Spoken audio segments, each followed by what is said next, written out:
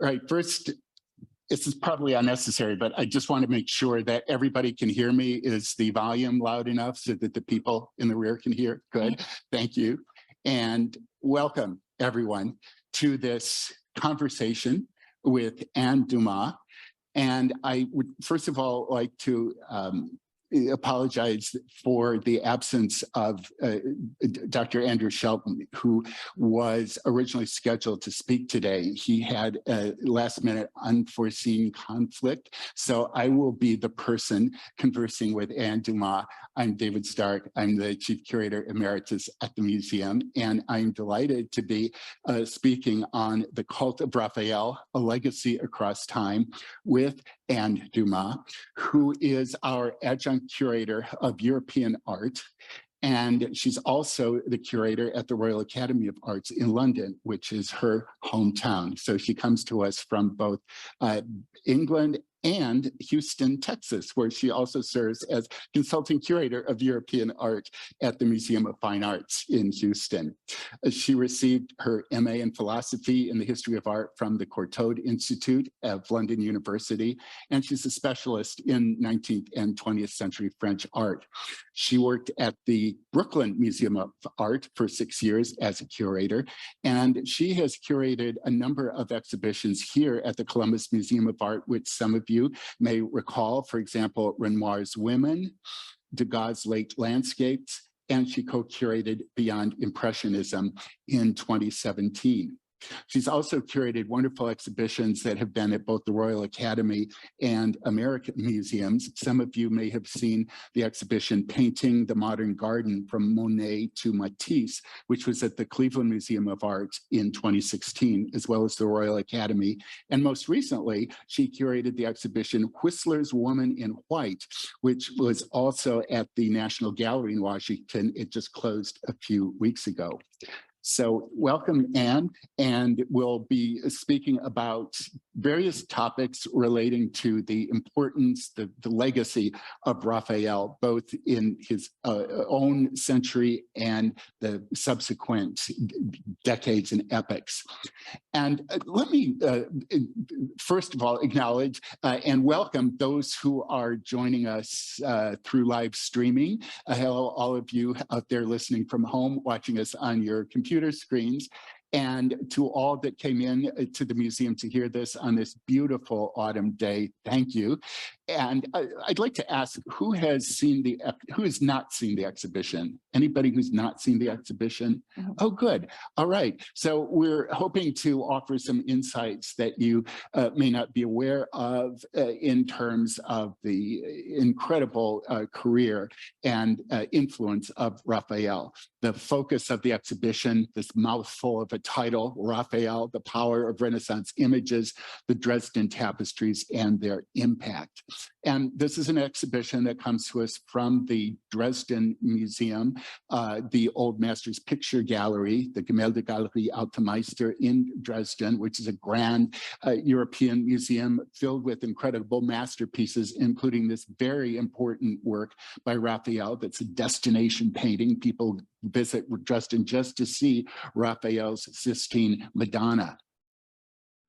The exhibition, as you know, it consists of 6 tapestries borrowed from the Dresden Museum, and they were woven in England, which Anne and I will be talking about. And in addition, the influence, the impact of the tapestry designs and the cartoons, or the large monumental paintings that served as a source for the weavers creating the tapestries.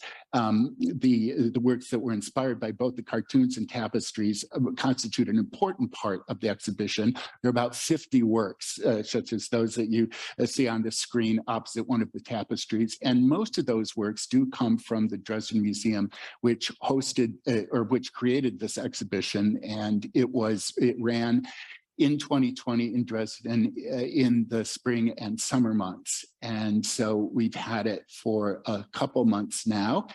And The layout of the exhibition involves showing the tapestries in relationship to the cartoons that the imagery and compositions were based on. And in a couple instances, we have the cartoons enlarged to almost life size. In other cases, they're reproduced on labels, smaller in size.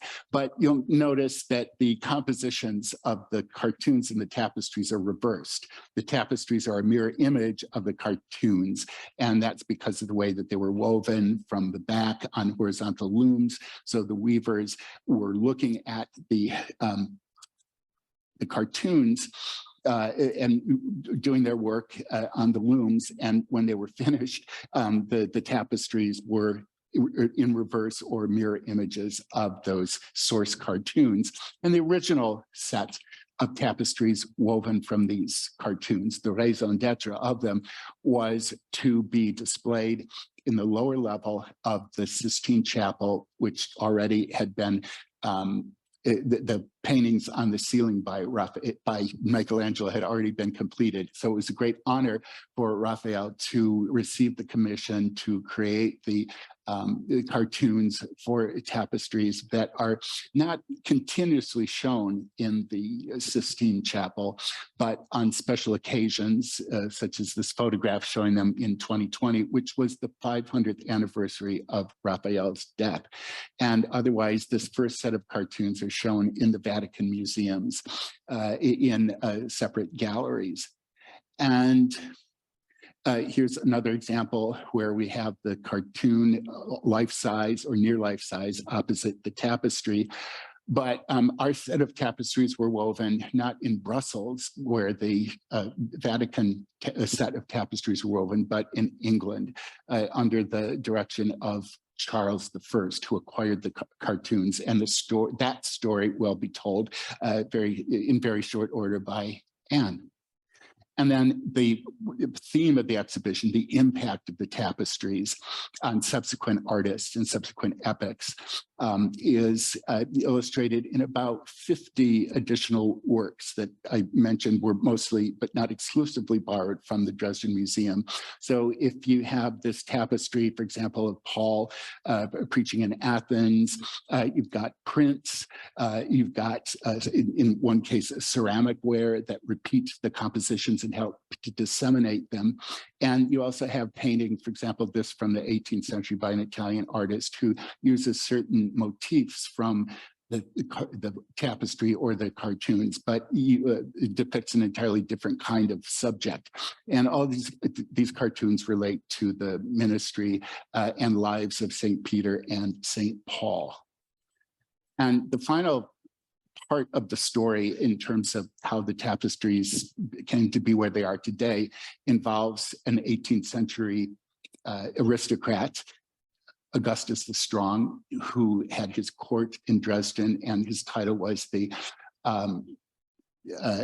Elector of Saxony, which was in effect an office similar to that of a prince, who's also king of Poland and the Grand Duke of Lithuania. And acquiring the tapestries was very important to him. They were, one of the reasons for their production was to bolster the prestige of Pope Leo X, who commissioned them.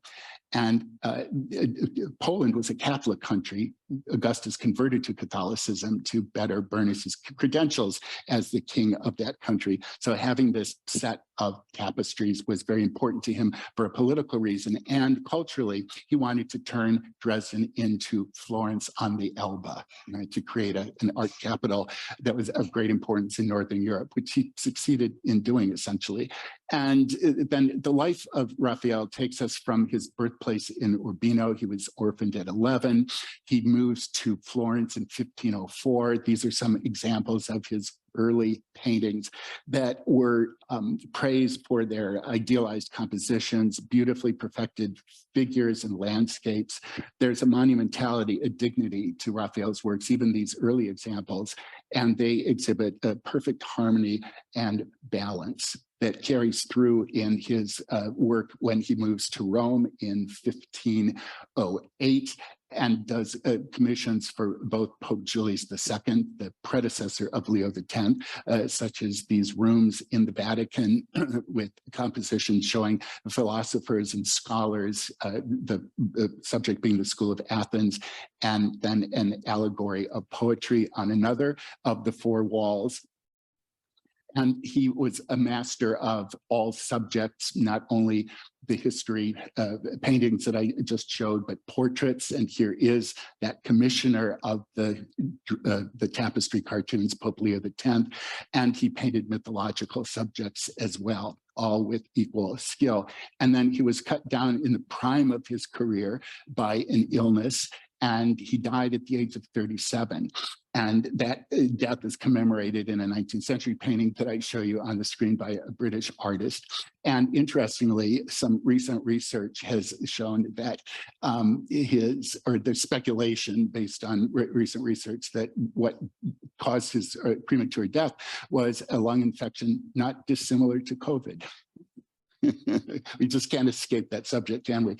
And the cult of Raphael begins really at the time of his death. He's buried in the Parthenon, this great ancient Roman temple still standing in Rome. It was extraordinary for a contemporary artist to be buried there. And here is his tomb. The coffin is below this sculpture of a Madonna and Child.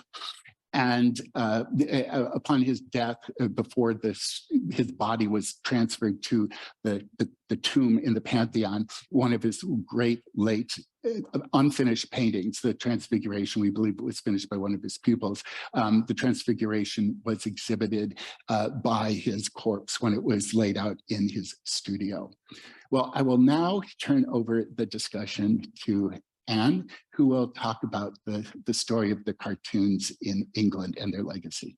Yes, thank you, David. And it's a pleasure to be here to talk to you this afternoon about this wonderful exhibition upstairs.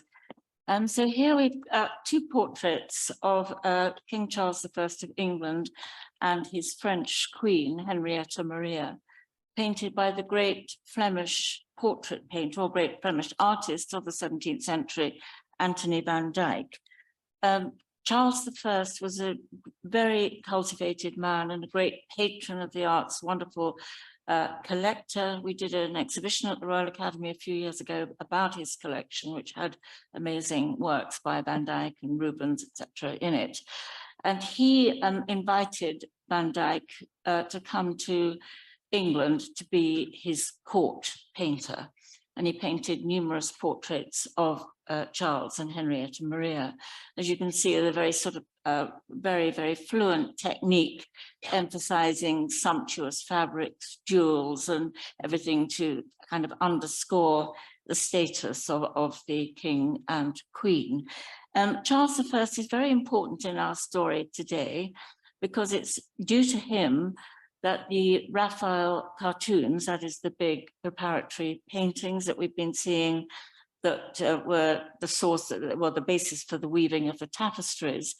Raphael, of course, created them in Rome in his studio, helped by his assistants. You know, big artists in those days would come up with the sort of main concepts and do a lot of the painting, but they couldn't produce these works without their assistance. And then they were taken to Brussels, where they were the source of, because Brussels was a great center for the manufacture and weaving of tapestries at the time. Then we don't really know what happened to them until 1623, when somehow they turned up in Italy, in Genoa, in a Genoese collection. And the great Flemish artist Rubens, who's not only an artist, but also an art collector and sort of art advisor of his day, advising people on great European collections, told Charles, who was only Prince Charles at the time, about the fact that these extraordinary works by Raphael had turned up in Genoa. And Charles authorized the money for the acquisition for them to come to England. First of all, for a long time, they weren't really displayed, but then they were shown in Hampton Court Palace here the palace, royal palace, not so far from London. And there they were on view for some time, from 1699, actually. And when they were there, it was possible to see them. I mean, they weren't open to the general public the way museums are today, but you could make an appointment to see them. And many, many artists throughout the 17th century went there to visit them. In 1763, they were moved by the then King William III to his new central London house, Buckingham House, which is now Buckingham Palace. They weren't there for terribly long, and he wouldn't let anyone see them except the royal family. So they sort of disappeared from view for a bit. But then in 1808, they go back to Hampton Court. And then in 1865, by this time, Queen Victoria is on the throne, and she makes a permanent long-term loan of them to what at the time, and it was a fairly recently established museum in London, the South Kensington Museum, which then became known as the Victoria and Albert. And here's a wonderful image that David dug up for me just today, wasn't it? I think that showing them actually being transported from Hampton Court to the South Kensington Museum. The next sort of important figure in our story is Sir Joshua Reynolds, who founded the Royal Academy of Arts in 1768 and was its first president. Here he is in a rather imposing self-portrait on the left, and there is the Royal Academy as it looks today on Piccadilly in London, with Sir Joshua's statue in the courtyard, a building I'm very familiar with as I've worked there for many years. And here we look at these wonderful paintings. Some people are a bit puzzled by the word cartoon because it's come to have a different sense today, but it does mean a large preparatory work, either for a drawing or a tapestry or something else. The ones that Charles bought, he bought 7 of them. There were originally 10. And the 7, I didn't know what happened to the other. We don't know what happened to the other 3, do we? It's a mystery. Yeah. One of those unanswerable questions. Yeah. Anyway, the 7 of them are now permanently housed in the Victoria and Albert Museum. And they all tell stories from the lives of St. Peter and St. Paul. The cartoons themselves are never lent today because they're just too fragile, but they have made these really amazing full life-scale photographic reproductions, of which you have 2 in the exhibition. And this is, you have a reproduction, the photograph of this, the first one, the miraculous draft of fishes. They're huge, the originals. They're 9 feet high and about 15 feet wide. And the technique that Raphael used to make them is called distemper, where he mixed color pigment with water and glue to get quite a sort of matte surface. He did preparatory drawings beforehand. We have they're rather rare Raphael drawings actually, but this is a rather wonderful complete one for this scene of the miraculous draft of fishes. So step 1 in the creation of what become the tapestries are these sketches where the preliminary ideas are worked out. And then when the compositions are finalized, then works on the cartoon and then the weaving of the tapestries. Yeah, that's right. I can't really talk about them all in detail, but I thought I'd just spend a little time on this one to sort of help us understand a bit, why was Raphael so influential? I mean, not just in England, but in Europe in general, and ultimately in America too. At the time, why did he have such a hold on artists' imaginations? And I think really the main reason was he was such a brilliant storyteller.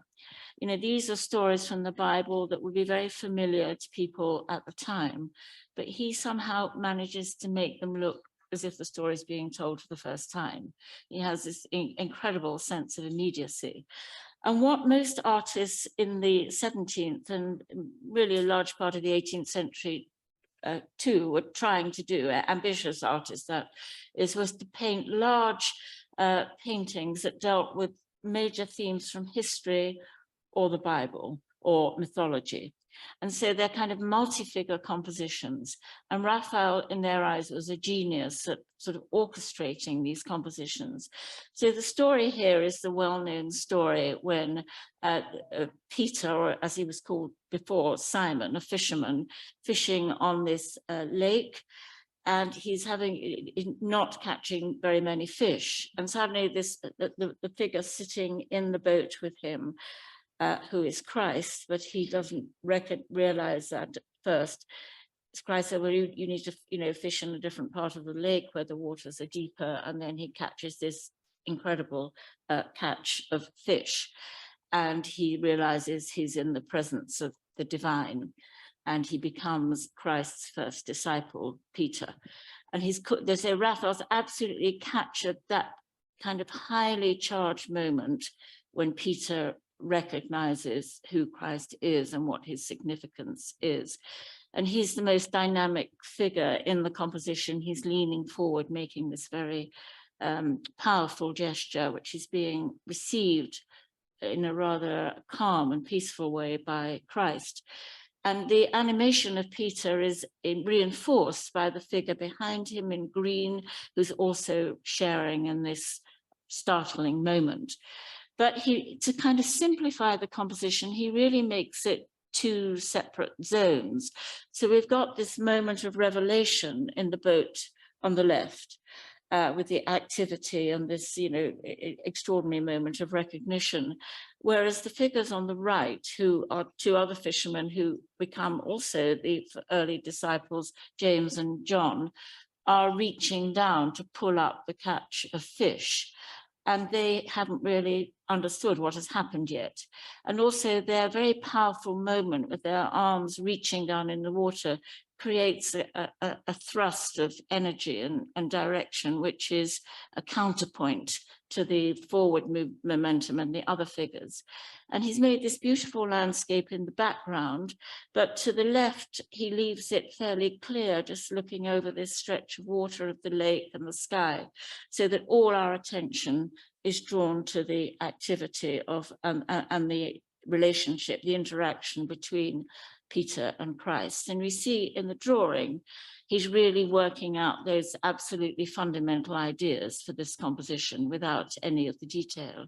When you have a chance to look closely at this, which can't very well do so much in the slide, but apparently the range of fish that is depicted in it is very realistic and an extraordinary variety. Do you know what the significance of the birds is? They're supposed to represent the watchfulness of the Pope. They're cranes who, according to legend, sleep on one leg with the other leg with a stone in their claw. And when they fall asleep, the stone drops. And so they're perpetually awake, just like the Pope, ever vigilant. Okay. And so when they become shown at the Victoria and Albert Museum, they immediately become very influential on artists in England, because the South Kensington, then the Victoria and Albert Museum, where they still are today, is somewhere everyone could go. That was one of the reasons for its foundation, art for the public, not just for the elite. And so lots and lots of artists particularly made not only drawings, but prints, particular etchings, engravings, studying the compositions as a way of understanding them. And these were very widely disseminated. This is before the age of photography. So these prints of great works of art were one of the main, or really the main way that many people could see them. And then we have on the lower right, a drawing actually by Raphael that is in the exhibition. And at the lower left is very interesting, because this is actually a very, very early photograph made of this cartoon in the 1850s. And the Prince Regent at the time assembled a whole collection of mostly prints, but some early photographs just on Raphael's art.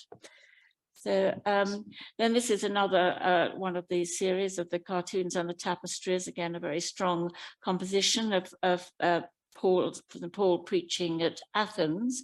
And you see again, he's done a beautiful preparatory drawing for it, where he really works out this very imposing figure and imposing gesture with both arms raised, addressing the people who've come to Athens, many of whom still believed in pagan gods. And so this is a great moment of recognition and conversion to Christianity that he's captured in this very powerful composition. And as I say, we don't have time to analyze all of them, but I'll just show you rather quickly the cartoons, because they are all magnificent compositions. And I think they all show, even in a very complicated one like this, which is dominated by these pillars. And so he's had to weave the figures in and out of this kind of overall structure of the pillars. He always makes the figures work together. He thinks very carefully about the colors. So even though they're very colorful, there's a fairly limited palette, you know, of yellows, gold, yellow, reds, blues, that he makes echo each other across the whole breadth of the composition.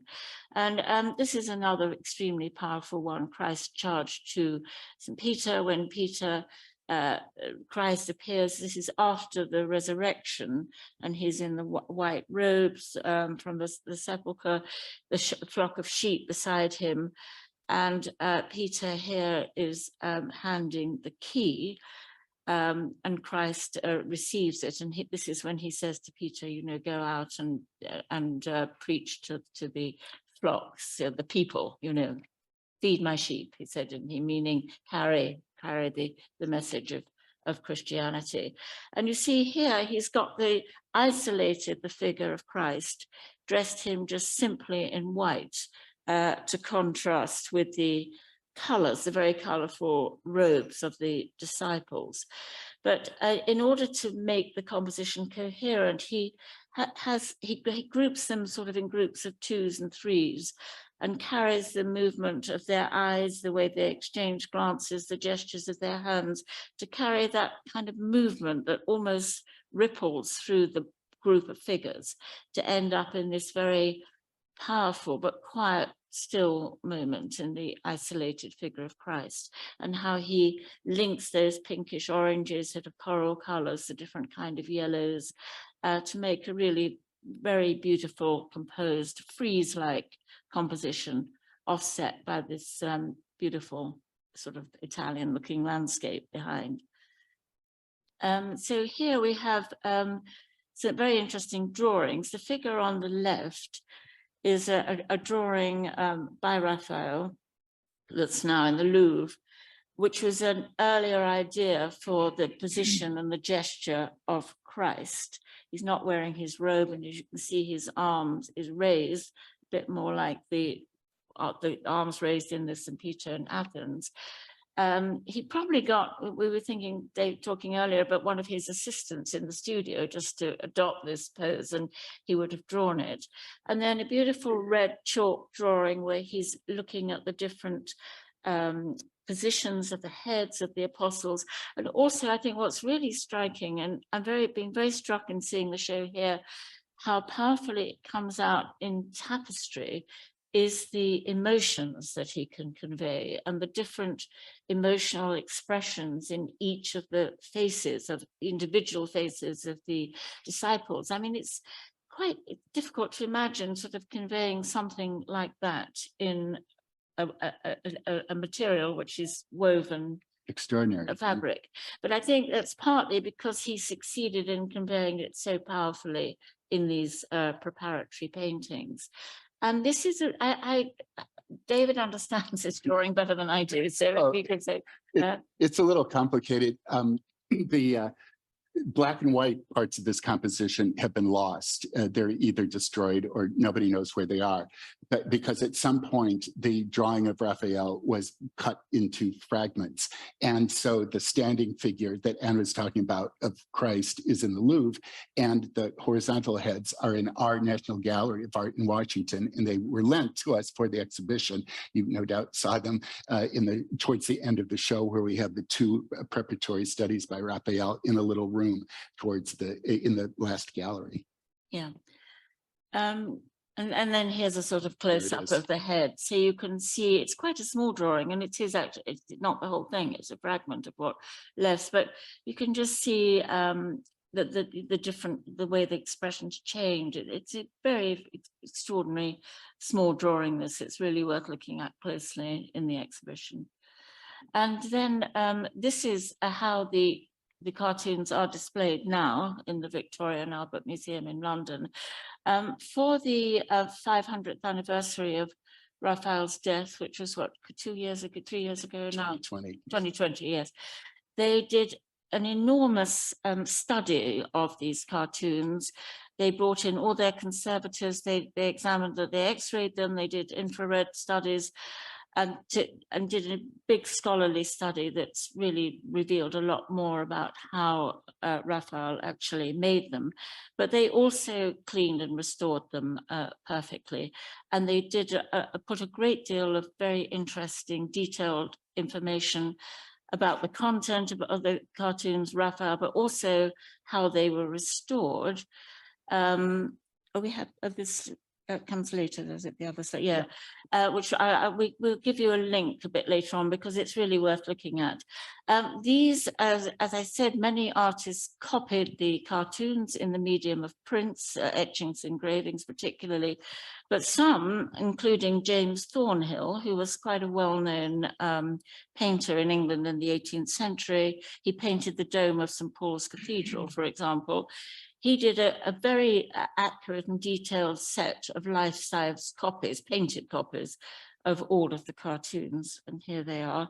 And they now hang, Thornhill's copies hang permanently in the Royal Academy. That's the gallery on the left there. And so this is what we were mentioning just now. If you could just go onto Google and do the story of the Raphael cartoons or Victoria and Albert Museum Raphael cartoons, they've really done brilliant websites. And you can do, in this one, I think this shows the restoration, and if you slide the cursor along that bar along the bottom, it shows all the levels of the underpainting and, you know, how each phase of the composition came together. We can't really do that here, but I recommend it. It's really fascinating. And you could drill down to such a detailed level that you actually see the individual brushstrokes of the various figures, and you can scan the whole painting and get details at this level. And if you just Google V&A for Victoria and Albert Raphael cartoons, you should be able to experience this in your own home. Yeah. And so now to the what were called the American Raphaels, of whom the main one was Benjamin West, who came over from Philadelphia, yes, to London. London was a big centre of the arts at the time. The Royal Academy was famous. As I mentioned, it was founded in 1768 by Sir Joshua Reynolds as an academy of artists, but also as a very important school, an art school for training artists, which it still is today. And he gave a whole series of very famous lectures called the Discourses, in which he talked about the training of artists, and he talked a great deal about Raphael. And he said one really important thing for the way artists should learn their skill and their technique was to copy, to study the art of the past and to learn by copying, but then they should be able to go beyond that and, you know, find their own individual style and subjects and so on. And so Benjamin West came over and was trained at the, well, he was virtually, I believe, hadn't had very much training here in America.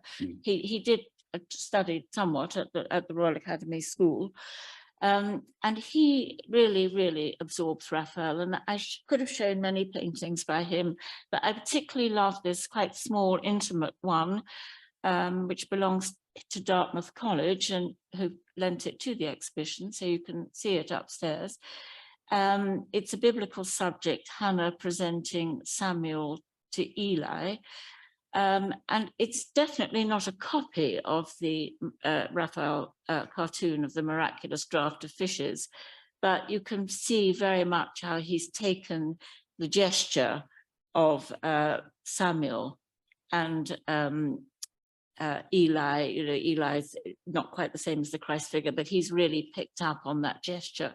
And of course, as these cartoons were at this point in London and, could be seen, it's really very interesting, I think, that he, I was just hesitating there because he paints this in 1800.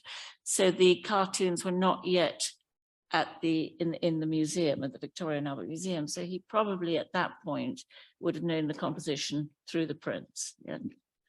And then one of Raphael's still today most famous and much loved paintings, the Madonna of the Chair, which is in the Palazzo Pitti in Florence. And we have a copy of it, 19th century copy of it in the exhibition. It's such a harmonious composition with these rounded forms, echoing the tondo shape of the composition as a whole. So although the cartoons in England were very important, of course, artists also traveled a lot to Italy to see Raphael, including Benjamin West. And he paints this very lovely portrait of his wife, Elizabeth, which is very clearly, I think, based on the Raphael composition, holding his firstborn son, whom he christened Raphael. And then the other really major I should have mentioned also that Benjamin West was hugely successful and popular in England. And when Joshua Reynolds died, Benjamin West became the second president of the Royal Academy in London. John Singleton Copley was another. I think he came from Boston, didn't he? Yes. And he came over also to the Royal Academy. Here's one of his most famous paintings, Watson and the Shark. Subject is a young man, I think he was English actually, wasn't it? Thomas Watson somehow managed to fall. He became mayor of London. That's right. It managed to fall into the waters of the Havana harbor in Cuba. And he's about to be attacked by a shark, and then he's rescued. But you see the people leaning over the boat with their arms down, to drag him out of the water, is again very much echoing that part of the composition in the Raphael cartoon. And the nude figure of the boy, is similar to the gesture of Christ in the Charge to St. Peter, which in turn is often said to be based on an ancient Greek or Hellenistic statue of Apollo, the Apollo Belvedere. Right. And we do not have a painting. There are a couple of versions of this painting in our exhibition, but we do have a mezzo tint, an 18th century mezzo tint, hanging next to the Benjamin West. And the two men were rivals in London. And West had more popularity than Copley, to the chagrin of the Boston artists. Okay. It's your turn. Yeah. Right. And so the impact of the Raphael cartoons very much had to do, as Anne so clearly discussed, had to do with the way in which artists were trained, often using the principles of Raphael's compositions, and in many cases, specifically the Vatican cartoons, as templates for their own work, that they were expected to absorb the kind of aesthetic, the classical aesthetic of Raphael and his working methods. And there were academies, in addition to the Royal Academy in London in the 17th and 18th centuries, academies for training of artists were established in many European cities, Bologna, Paris, Berlin and Vienna, for example. And this is a studio in the Paris Academy of, it was still the Royal Academy of Arts, that shows how students were trained to draw from models and sculpture, but as preparatory steps in creating their paintings. And this notion of using first preparatory sketches and painted cartoons or painted sketches, and the use of studio assistants for the elaborate production of large history paintings, which were considered to be the most prestigious and important kind of subject trick that an artist could paint. All these are reflections of the impact and importance of Raphael. And again, his aesthetics, the decorum, the balance of his compositions was highly prized and was the goal of the students in the academies. And we have a product of 19th century French Academy. It was no longer the Royal Academy after the French Revolution, but the Academy of Fine Arts or Academy of Painting and Sculpture, and the impact on Raphael's methods and aesthetics on students continued and is exhibited in this work in our permanent collection. We don't have it in the exhibition, but we very well could. This was an 1842 painting by the artist Benouville, not very well known today, but highly respected in mid-19th century France, following all those rules of the Academy. And it's very close. The reason I say we could have it have it in our exhibition is that the composition is very clearly based on the Charge of St. Peter. And also, interestingly, in light of the painting by Benjamin West that Anne talked about, you have Samuel, again, not as a child, but as an old man who is now anointing David as another Old Testament major figure and leader. And then I mentioned that the cult of Raphael can be said to have begun at the time of the artist's death. And in the 19th century, he was held in such high regard that there was a dispute that was taken very seriously about whether it was actually his body that was in the coffin in the Pantheon, or according to some documents, some people thought that it might be in another location in Rome. So how to solve the problem? Well, open Raphael's coffin in 1833, which is the subject of this painting by an Italian artist that documents the extraordinary event of this examination of the body after several centuries laying in the Pantheon. And yes, they did determine that it was indeed Raphael's body. And there was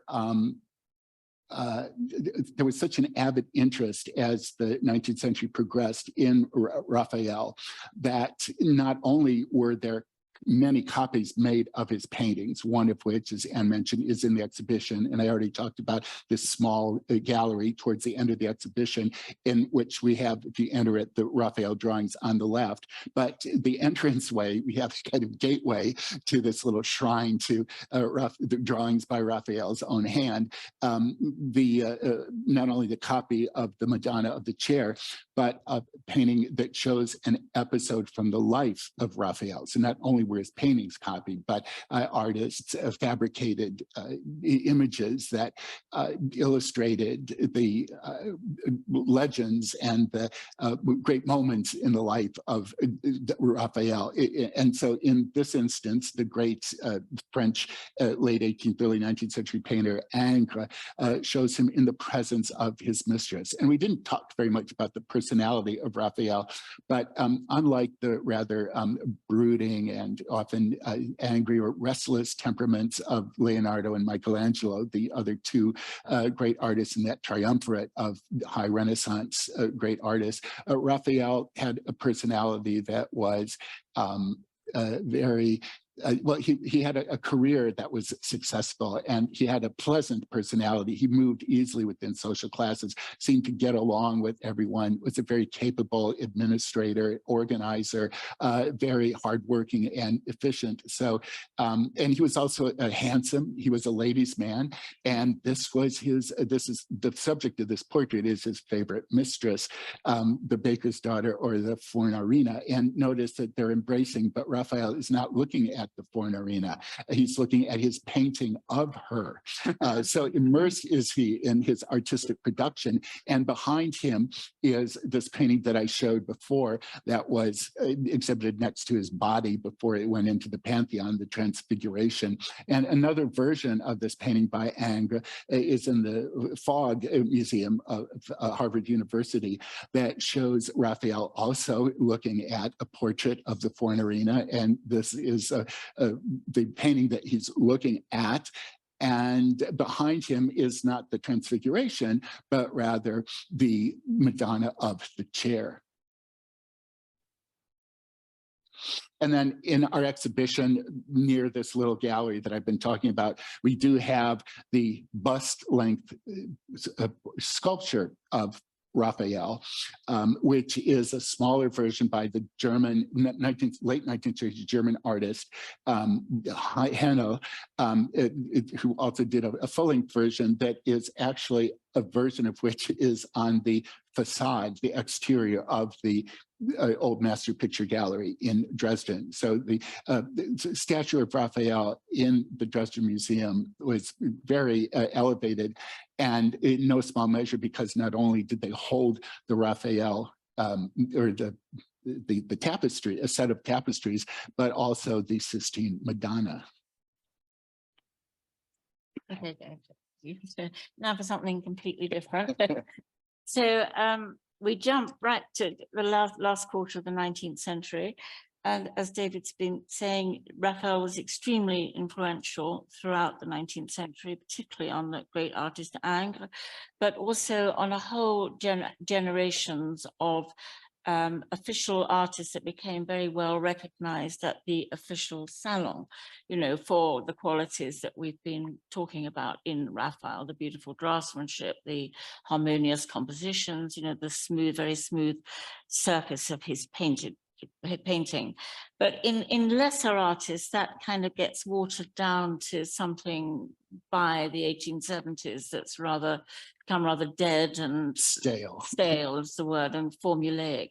And that's really what the Impressionists who burst on the scene in around 1870 were rebelling against. They didn't want to paint any more biblical subjects, so they said, why can't we paint the life of our own times? In their case, very much sort of Paris or the outskirts of Paris, which is where this painting on the left, it's a sort of outdoor cafe scene on the river Seine. And this was a nude that Renoir submitted to the second group exhibition of the Impressionists in 1876, when it caused absolute outrage amongst the critics, because instead of this beautiful, smooth flesh painted in the way Raphael would have painted it, it's just these, what to them at the time looked like just blotches of paint, you know. And they said, these are not artists, they're just daubers, you know. They don't know their craft, exhibiting unfinished sketches. However, Renoir was painted very much like this, you know, being one of the pioneer Impressionists throughout the 1870s. But then something happens in 1881. He goes to Rome, to Italy, and discovers Raphael. And he's absolutely blown away by Raphael, particularly this painting we saw earlier, The Triumph of Galatea, which is in the Villa Farnesina in Rome, for the composition again, you know, the beautiful rendering of the female nude.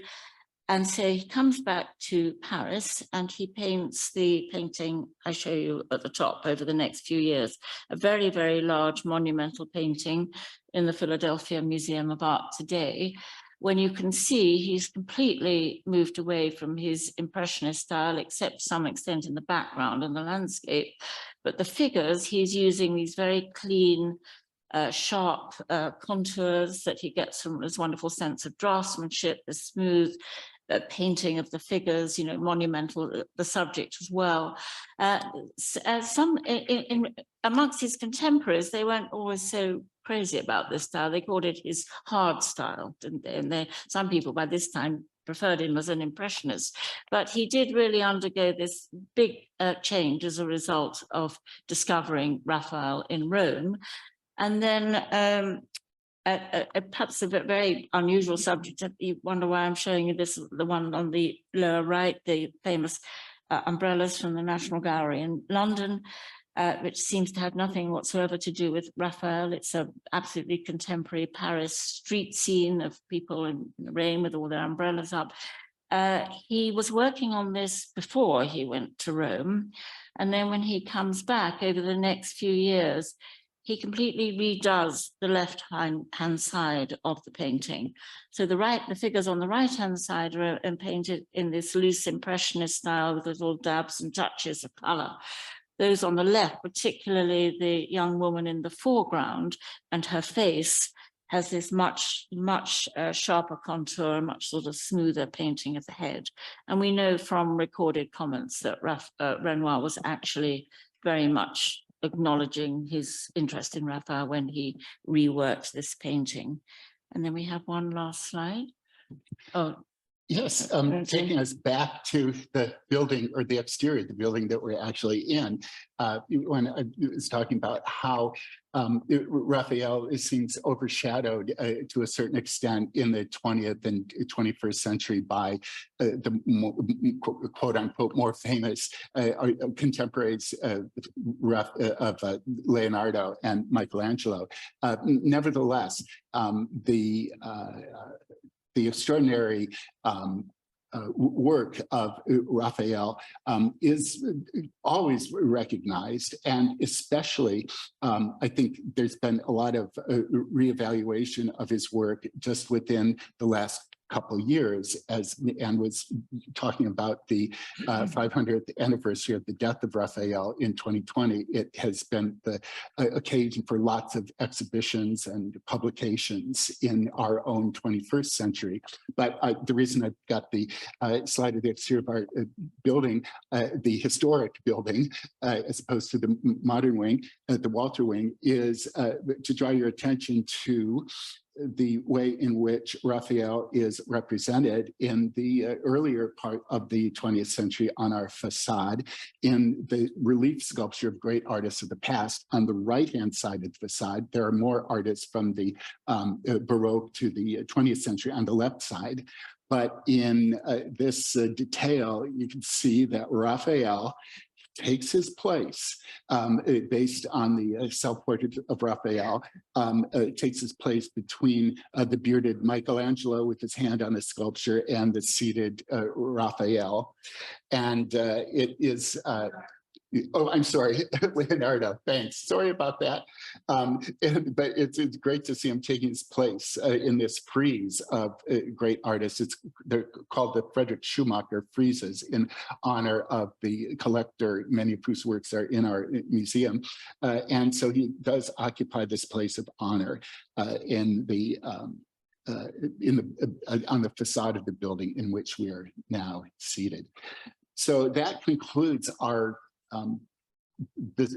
program that we had prepared to present to you. If you have questions, we have a little time, and Anne or myself, we can try to, or we can address the questions you might have for us. Yeah. Hi, thank you very much for your discussion. I understand that the cartoons, which are on paper, that's now 500 years old, right, have been affixed to something, affixed to canvas, and when was that done? That are in the Victorian Albert, yeah. Yeah, when was that? That's an interesting question. To get a precise answer to that, I suggest that you look at the V&A website that we mentioned. But we didn't go into a great deal into the way the cartoons were used, but they were actually cut up at one point, right, early on, for the weavers to work from them. They were cut into strips. And then after that, so they must have been, that was when they were sent to Brussels for the first weaving in the 16th century. So it must have been between then and when they showed up in Genoa in 1623. And so I would imagine after they'd finished all the weaving in Brussels, they stuck them all together again on probably on canvas, but they have, you know, much more recently. In fact, he probably even part of this, the recent V&A restoration of them were remounted on canvas. And when they were first painted, the large papers upon which each was painted actually consisted of small squares of paper that were glued together. So there were as many as 50 small square sheets of paper that comprised the surface of any one of the cartoons. So it's a very complicated affair, the painting of those cartoons. Mm. Thank you. I have basically two questions sort of related. Number one, did he paint all of those cartoons to be tapestries, Yeah. or were they mock-ups for a different painting? No, they were a commission from the Pope at the time, Leo X, who wanted this spectacular series of tapestries to show in the Sistine Chapel, Okay. as we saw in David's slide, and still belong to the Vatican. And you have to remember that tapestry at the time had a very, very high status. They were very expensive to produce. They required great skill on the part of the weavers. They were woven in gold and in wool and silk. But the ones for the Sistine, the first sets that were made also had a lot of gold and silver thread in them, which so they were very sumptuous and valuable objects. The ones that were woven, and I realize I forgot to mention now, the ones that were woven in England were woven as a tapestry works called Mortlake, which is just to the west of London, that had actually been founded by Prince Charles, as he was then.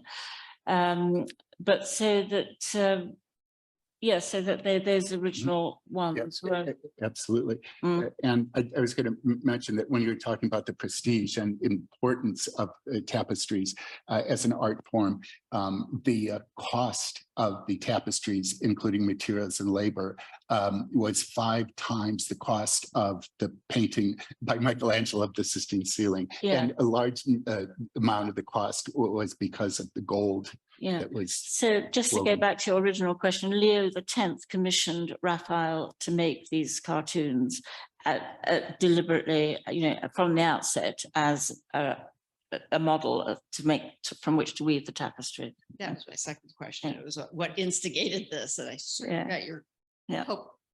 Leo in there. Okay, so I think I missed something.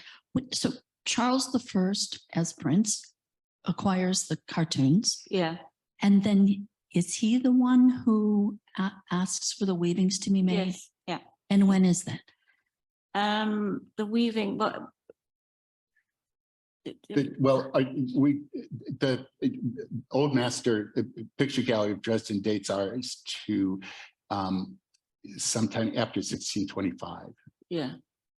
Yeah, because he acquires them in 1623 in Genoa, brings them back to London. And so by the time they'd made, I mean, it took, you know, a certain amount of time to make them. It would have been, we can't date them precisely. I mean, they're not dated themselves. So around 1625. Yeah.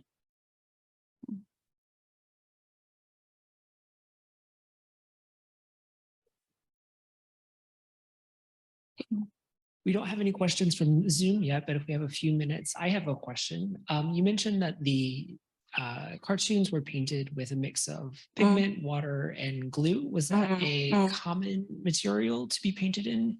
It is in this technique called distemper. I don't know why he would have chosen that rather than oil paint. Maybe because it has this sort of matte finish. And also, it allowed the painting to go faster. It's a kind of painting that allows the coverage of large areas. Yeah. And so it's also used in for stage sets, for backdrops. That's right. Yeah. Theater. And it actually became very popular for a while with certain French artists in the late 19th century, particularly Edouard Vuillard and Bonnard, who painted large decorations. And they also and they had worked in the theatre in Paris as well. So I think that's where they learned that technique. I saw a question on the side. Yeah. It's almost Mm. So I'm actually just curious in knowing how things of this size and age are safely transported from Europe to North America. I imagine they can't be folded. So they brought over on a plane, on a boat. How does that all work? They were brought over on a plane, and they had to be accompanied by couriers, by individuals who were on the flights with them. And if you want to see how they were, and they were transported in large rollers, they were rolled up. And there is a video that you can see online. It had been playing in the entrance lobby, but that's been replaced, I think, by something about Sendak. But if you go to the Columbus Museum of Art website and look at our YouTube channel, you will see a time-lapse video of the transport of all 6 of the tapestries from the lower level of the museum, the entrance lobby, up to the 2nd level, and the way in which they were rolled out and then brought and hung up on the walls. Okay, great. I think we'll this will have to be our last question. I was just curious, I think, correct me if I'm wrong, that Michelangelo had a fairly contentious relationship with Pope Julius II. And I was curious what was the nature of the relationship between Raphael and Pope Leo, if we know anything. It was, from my understanding, that it was a good relationship because, as I mentioned at one point, the personality of Raphael was very. She's talking about Michelangelo. I Oh, think. I'm sorry. Oh, you're talking about Michelangelo's relationship to Julius II? I was asking if you were on the right track, what the relationship was between Raphael. Raphael. Okay. Yeah, yeah, yeah. Yeah. The contentious nature of the relationship between Michelangelo. Yeah, Okay. it was very different. And Pope Julius, who was the commissioner of those murals, including the School of Athens, and it was, from my understanding, was that it was a pretty happy relationship because of the social graces and the know-how and the positive spirit that seems to characterize the personality of Raphael. Yeah. Okay. And I do have a note from Zoom that the time-lapse video is still on view in the atrium. It's just on a new screen. Oh, I see. Mhm. Okay. Sorry. So you can see it if you just step out of the auditorium. Good. Okay. Thank you. Okay, great. Thanks very much. No.